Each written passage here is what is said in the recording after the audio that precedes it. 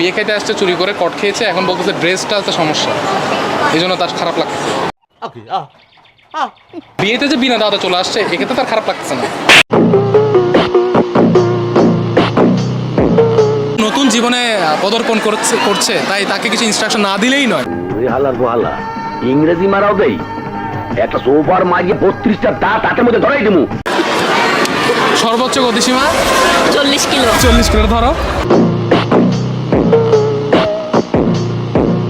অযথা হর্ন বাজাবেন না।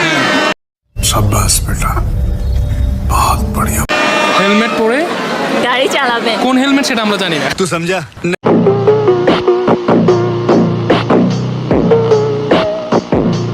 কোনো দুর্ঘটনা ঘটানো যাবে না। এরপর আর আমার কোলাকুলি হইব, পাট খেতে যাবি। বিছানার চাদর পরিবর্তন করবেন সব সময়।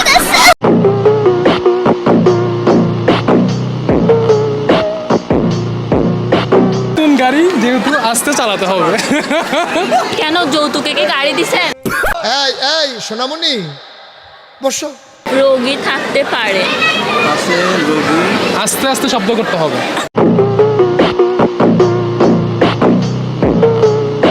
তোমার জন্য তো কোনো গিফট আনতে পারিনি, এখন আসলে কি দেওয়া উচিত তোমার জন্য?